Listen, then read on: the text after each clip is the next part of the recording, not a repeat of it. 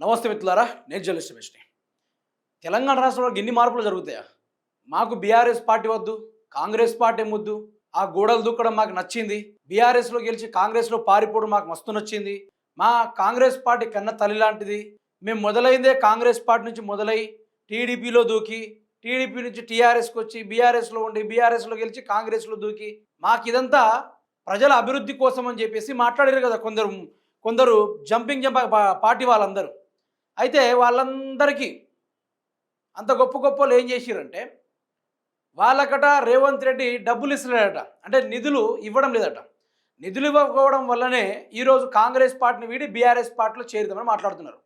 ఇక నిన్న పోచారం శ్రీనివాస్ రెడ్డి గారు మాట్లాడుతూ ఆయన ఏమంటున్నాడంటే, నేను బీఆర్ఎస్ పార్టీని కాదనుకొని కాంగ్రెస్ పార్టీలో చేరినా ఈసారి ఎట్లయితే గట్లయింది, కానీ కేసీఆర్ కాళ్ళలో పడిపోయి నా తప్పైపోయింది సార్, నన్ను క్షమించండి, నేను కావాలని పోలేదు, నన్ను ఫోర్స్ చేస్తే పోయినా మీ అభివృద్ధి చాలా గొప్పది అని చెప్పేసి పోచారం శ్రీనివాస్ నిన్న మాట్లాడుతూ భలే మాట్లాడుతూ ఉన్నాడు. అయితే నేను అనుకుంటున్నా ఏంటంటే, తప్పైపోయింది సార్ అని కేసీఆర్ కాళ్ళలో పడితే అయిపోద్దా? నువ్వు ఆ నియోజకవర్గంలో ఉన్న ప్రజల్ని మోసం చేసినావు, అక్కడ ఉన్న కాంగ్రెస్ పార్టీని నాశనం చేసినావు, అక్కడ ఉన్న ప్రజల యొక్క ఆశల్ని చంపినావు. ఇప్పుడు నీకు నిధులు రావడం లేదని, ప్రజలకు కాదు ఇక్కడ పోచారంకి జేబులు నిండట్లేదని ఆ పార్టీని వీడి ఈ పార్టీలో వస్తూ ఉన్నాడు. మరి గట్లాంటి కేసీఆర్ చేర్చుకుంటే తెలంగాణ సమాజం ఊకుంటుందా?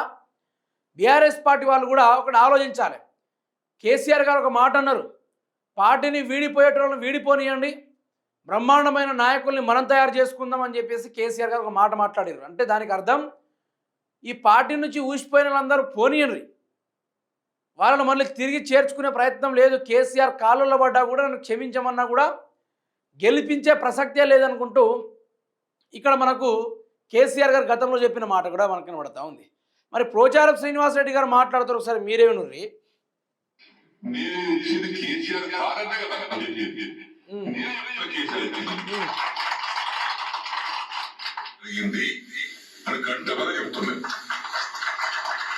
ఎవరికి చెప్పాల్సిన అవసరం లేదు, నేనే సాక్ష్యం.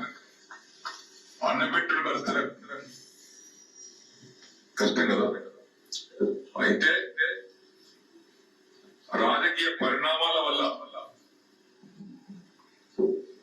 కొంతమంది దౌర్భాగ్యాలు చేసినటువంటి బాధల వల్ల నేను కొంత నిర్ణయం తీసుకొని మారాల్సి వచ్చింది. దాన్ని హామీస్తున్నా 6 మాసాల్లో కూడా పూర్తి చేస్తాను. ఇవన్నీ గడువు,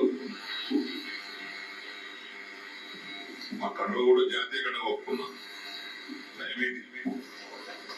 ఈ కోర్టు కేసులు మా కోర్టు కేసులు వస్తుంది, చేతు గుట్టు గడువు కప్పుకోలేదు బాబు, ఇందిరమ్మ బొమ్మతో కప్పుకోలేదు, జాతీయ గడువు మూడు కూడా కప్పుకోడు ప్రధానమంత్రి, అది కప్పుకోవాలని చెప్పిన ఆ కథ వేరు లీగల్ గా. ఇప్పుడు ఈ పరిస్థితిలో ఈయన పెట్టిన ప్రెస్ మీట్కి ఆడ వచ్చే సౌండ్కి సంబంధం లేదు, కానీ ఇక నేను ఖుల్లాగా చెప్పేస్తా వినుర్రి. నేను జాతీయ జెండా కప్పుకున్నా, ఇక కోర్టులో కేసు నడుస్తూ ఉంది, పార్టీ మారిన వాళ్ళ మీద గట్టిగా కేసీఆర్ ఒత్తిడి తెస్తూ ఉన్నారు. ఇక వాళ్ళని తట్టుకొని నుండి మా వల్ల కాదు, ఎట్లా చేసైనా సరే కేసీఆర్ కాళ్ళలో పడైనా సరే, కేసీఆర్ సారు మాది తప్పు అయిపోయింది, మమ్మల్ని క్షమించండి, మేము చేసిన తప్పులు నిజానికి మేము దేనితో కొట్టుకున్నా కూడా ఆ పాపం పోదు, ఎన్ని గంగలో మునిగి పాపాలు గడుక్కున్నా కూడా పాపాలు పోవు అని చెప్పేసి కేసీఆర్ కాళ్ళలో పడి లటక్కున పడతాడట. ఇదేనా? ఒక మాట పరంగా మాట్లాడుకుందాం. ఇక్కడ బీఆర్ఎస్ పార్టీని సపోర్ట్ చేసి ముచ్చట కాకుండా ఓ మాట పరంగా మాట్లాడుకుందాం. పార్టీ ఓడిపోయింది, పార్టీ కష్టకాలంలో ఉంది, పార్టీని అందరు వీడిపోతూ ఉన్నారు.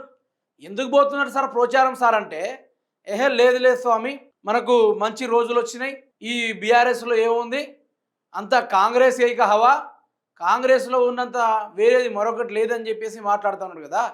ఇప్పుడు మెల్లమెల్లగా కాంగ్రెస్ పార్టీని వీడి మారుతూ ఉన్నారు. ఒకసారి పోచారం శ్రీనివాస్ రెడ్డి గారి యొక్క చరిత్ర మనం చూసుకుంటే సోదరులారా, తెలంగాణ ఉద్యమ సమయంలో మార్చి 2011లో టీడీపీకి రాజీనామా చేసి టీఆర్ఎస్లో చేరారు. ఎమ్మెల్యే పదవికి కూడా రాజీనామా చేసి అనంతరం జరిగిన ఉప ఎన్నికల్లో టీఆర్ఎస్ అభ్యర్థిగా గెలిచారు. ఆ తర్వాత బాన్సువాడ నుంచి 2011 ఉప ఎన్నికల టీఆర్ఎస్ విజయం, 2014 టీఆర్ఎస్ విజయం, 2018లో టీఆర్ఎస్ విజయం, 2023లో బీఆర్ఎస్ విజయం. ఇదే 2023లో కాంగ్రెస్ పార్టీలోకి రీజాయిన్ అని చెప్పేసి పార్టీ మారినారు. ఎవరు? ఇదే పోచారం శ్రీనివాస్. మొన్నటికి మొన్న గూడెం మహిపాల్ రెడ్డి కూడా సేమ్, ఆయన కూడా అంతే.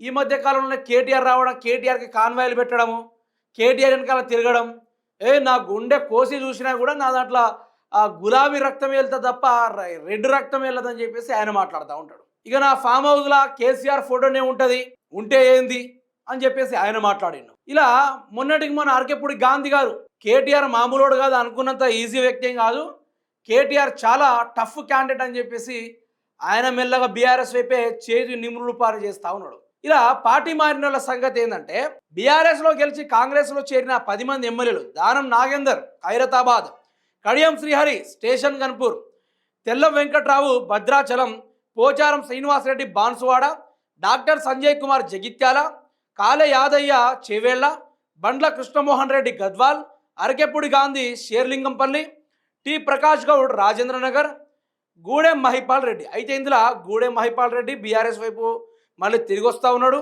తర్వాత పోచారం శ్రీనివాస్ రెడ్డి ఆయన కూడా ఇటే.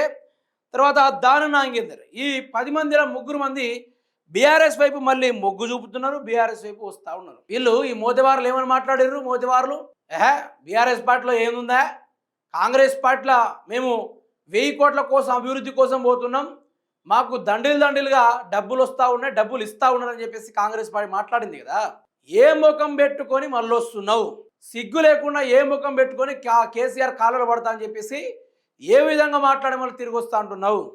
అక్కడ కాంగ్రెస్ పార్టీకి భవిష్యత్తు లేకుండా చేసిండు, మళ్ళీ అక్కడ ఉన్న బీఆర్ఎస్ పార్టీ ప్రజల ఆశల్ని చంపిండు, నియోజకవర్గ ప్రజల్ని మొత్తం ఆశల్ని నడి ఆశలు చేసేసిండు. మరి ఇట్లాంటి మళ్ళీ బీఆర్ఎస్లో చేరితే తెలంగాణ సమాజం క్షమిస్తుందా? కేసీఆర్ గారు చేయాల్సిన పని ఒక్కటే, ఎవరైతే నాకు ఈ పార్టీ వద్దని పార్టీని కాళ్ళతో తన్ని పారిపోయిన ఆ 10 మంది ఎమ్మెల్యేలు ఉన్నారో వాళ్ళని తిరిగి బీఆర్ఎస్ పార్టీలు చేర్చుకోవద్దు అన్నట్టుగా తెలంగాణ సమాజం ఈరోజు రాస్తారు ఒక లెక్క ఆపుతుంది. ఈరోజు స్టాపింగ్ బోర్డు పెడతా ఉంది.